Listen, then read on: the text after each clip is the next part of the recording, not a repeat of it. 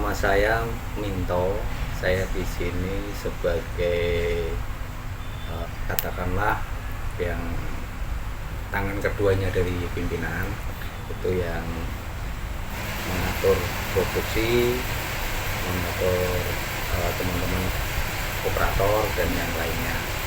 Jadi sedikit banyaknya tanggung jawab perusahaan itu ada di bunda saya juga. Ketika beliaunya tidak ada di tempat, saya yang mengendal semuanya seperti itu.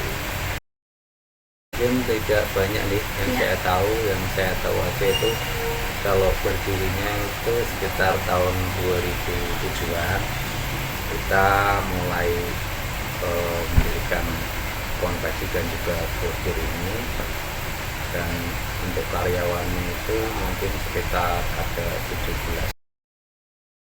Kalau ide itu yang jelas kan mungkin dari pimpinan sendiri, kemungkinan kan ada semacam apa ya, tadinya kalau kita cari barang itu kan sulit. Nah, kalau kita mau pesen itu kan juga prosesnya lama, terus nyarinya kan kita kepentok biasanya sama harga kan, seperti itu. Kita mungkin pimpinan itu waktu itu punya inisiatif, waktu itu kan bordir lah, kita konveksi sekalian. Jadi kalau ada customer yang pesen itu sekalian kita bordir, pokoknya dari satu di sinilah produksinya, seperti itu. Kalau idenya mungkin dari pimpinan tuh enggak spontan ya, pasti kan direncanakan jauh-jauh hari kan gitu. Kita tidak buka cabang di mana-mana, cuma di sini aja. Mungkin kita buatnya itu kaos ya, kemeja, terus jaket, rompi, itu kita biasanya dari pesanan kebanyakan sih bertemu sama mungkin dari dinas apa itu enggak, kita cuma katakanlah kayak orang jualan biasa lah, siapa yang datang beli dan kita layani seperti itu. Kalau untuk saat ini produksi itu kan tergantung dari pesanan customer ya. Kalau customer itu pesannya banyak ya kita dalam 1 bulan itu bisa melayani cuma hanya 1 customer itu tadi. Cuman kalau pesanannya itu udah begitu banyak, katakanlah di bawah 100 atau 100 lebih sedikit, itu kita 1 bulan itu bisa 2, 3 bahkan bisa 10 customer gitu, tergantung pesanan mereka seperti itu. Jadi prosesnya itu kan kalau kita produksi itu dari mulai pesan sampai selesai diambil sama customer itu kita ada jangka waktunya itu 10 hari kerja. Jadi kalau sekitar 2 mingguan lah itu 1 customer, itu berapapun pesanannya. Misalkan pesannya itu minimal kan kita 2 lusin ya. Nah 2 lusin itu prosesnya yaitu tadi mau apalah pesannya itu 2 lusin itu kita prosesnya waktunya 2 minggu. Tapi sebelum 2 minggu sudah selesai, customer kita hubungi langsung diambil seperti itu. Kalau pastinya sih saya tidak tahu ya, cuman kalau kira-kira aja, soalnya sih tidak pasti kalau 1 bulan itu. Kalau pas rame itu ya lumayan sih, bisa dibilang bisa ratusan ya. Iya bisa kalau pas rame itu, apalagi kalau kita pas dapat proyek dari dinas gitu kan, pembuatan seragam dinas itu kan banyak.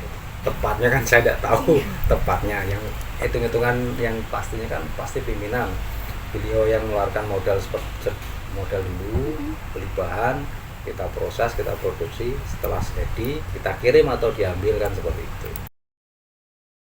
Tergantung pesanan juga sih Kak. Kalau pas benar-benar rame waktu itu tahun 2013-14 itu kita bisa sampai 10 sampai 13 orang. Itu juga malah yang karyawan yang tetap di sini malah ngirim-ngirim yang paten tuh kerja di sini. Kalau kita kan strateginya biasanya kalau pimpinan kan dia pakainya online ya, dia online semuanya, beliaunya kan ada ini websitenya, kita ada website, jadi di situ strategi pemasarannya tidak cuma di website juga sih, kita kan juga dari mulut ke mulut gitu kan. Misalkan saya punya teman saya kasih sampel lah, ini loh kalau mau body di tempat saya seperti ini. Terus dari karyawan juga ada yang seperti itu juga. Semuanya biasanya ini dari teman-teman, tetangga-tetangga gitu. Kalau yang pastinya yang itu bisa sampai apa, pekerjaan dari dinas-dinas itu kan dari pimpinan kan ada websitenya, itu saya kurang paham. Biasanya sih tergantung dari pemesanan ya. Biasanya kan kalau customer itu kan request gitu ya. Nah kalau itu kan kita sesuaikan dengan pesanan, misalkan jumlahnya berapa, modelnya seperti apa, kita kan sesuaikan. Jadi saya yang memang di sini saya bertemu customer itu kita minta desainnya seperti apa, misalkan bordir, nanti bordir jenengan kirim gambar desain yang diinginkan, nanti saya masukkan ke komputer, saya buat program sesuai mesin itu, nanti kita buat program, filenya dijadikan. Kalau sudah jadi, kita nanti di transfer lewat flash disk, baru dicolokin ke mesin sana. Nanti prosesnya kan sudah itu masuk, sudah itu mengikuti programming dari komputer aja. Jadi bacanya itu lewat flash disk kalau mesinnya. Itu kalau bordir. Kalau pesanan konveksi seperti ini kan itu tadi mengikuti customer sesuai pesanan. Jadi ya dari mulai kita menyiapkannya itu kan belanja bahannya dulu, terus nanti ukuran dari customer itu pengennya seperti apa kan kita list dulu, nanti disesuaikan, baru nanti proses dari belanja bahan, potong bahan. Kalau dibordir berarti dibordir dulu, kalau bordir selesai nanti baru proses jahit selesai. Kalau kemeja kan kancing, kalau jaket resleting, nah itu proses finishing. Nanti setelah selesai nanti ada yang ngecek bagian QC itu sambil buang benang, dia ngecek jahitannya bagus atau mungkin kurang bagus, ada kancing yang lepas atau bagaimana, itu nanti QC. Setelah dari QC baru ke saya cek lagi. Setelah saya cek lagi baru nanti customer saya hubungi mau diambil atau dikirim, seperti itu. Setiap usaha pasti ada kendala ya Mas ya, pasti.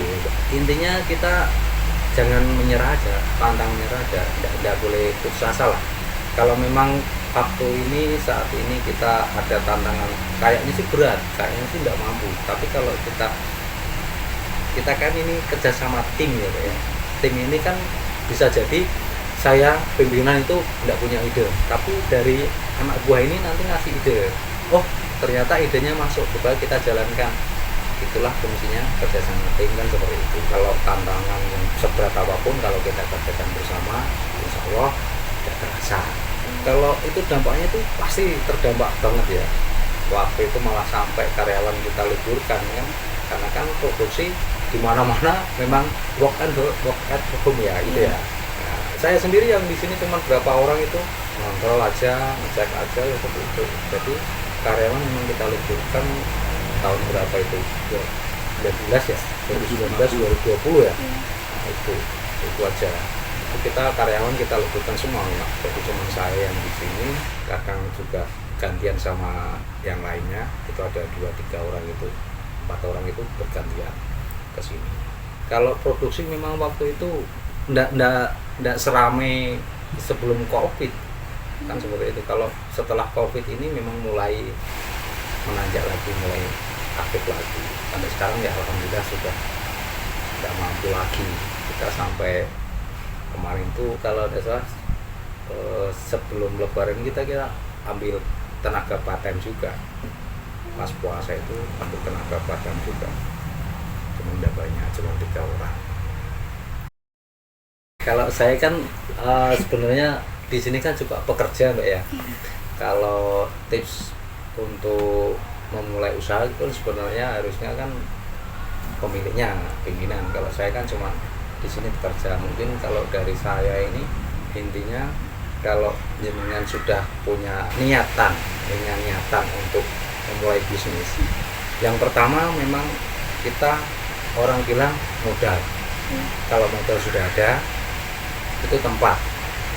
Kalau tempatnya sudah ada, baru nanti jenengan kan mempersiapkan apa yang mau dipasarkan, apa yang mau dimulai bisnisnya akan seperti itu.